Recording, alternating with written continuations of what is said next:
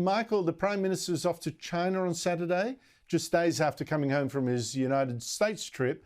So much travel. What can we expect from the China trip? Is anything more than from the last?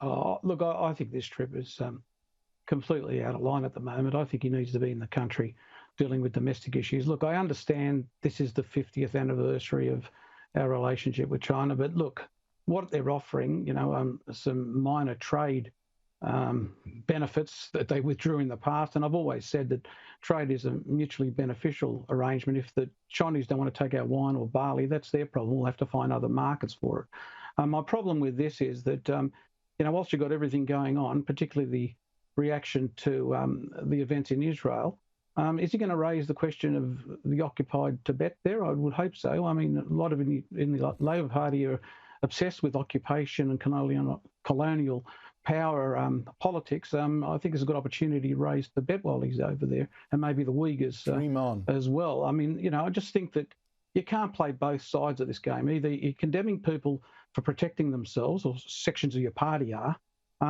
At the same time, you're going to the worst colonial power. I mean, it is the number one colonial power of the region.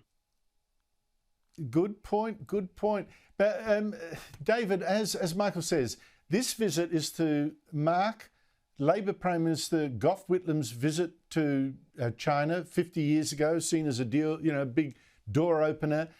To me, there's a risk here. It sounds more like a PR stunt, as much for China's benefit, where Albanese will be at pains to demonstrate, the significance. Gough Whitlam did it. I'm continuing it. Labor is friendly to China, always was. I'm not sure that's quite an appropriate stance given China's aggression. I know there's some senior Liberals who believe that Anthony Albanese is more concerned with how he goes down as Labor leader, his legacy as Labor leader, than he is as Prime Minister. We saw that with The Voice following Gough Whitlam in changing the Constitution. The thing I would say about China is that it's completely asymmetric. China can jail the people it calls spies without charges and leave them in jail. It can slap embargoes on our trade products whenever it wants, outside, and it thumbs its nose at the World Trade Organization. It can do that. It's completely asymmetric. Australia will not engage in those sorts of tactics. And all of these have been brought about because China was upset that the previous government wanted an inquiry into the origins of COVID, which was fair enough at the time.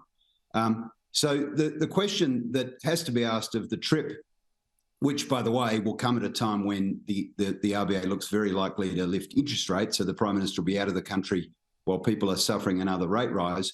But what will Australia have to give up in order to get wine back on track, or barley back on track, or, recently hay back on track? Because all those have had embargoes slapped on them unilaterally by China. What negotiation tactic does Australia bring to the table to get these products flowing? You mean it wasn't enough that we said, OK, you can keep the Darwin port? Well, there you go. They want more. David Gazzard and Michael Costa, thank you both so much for your time.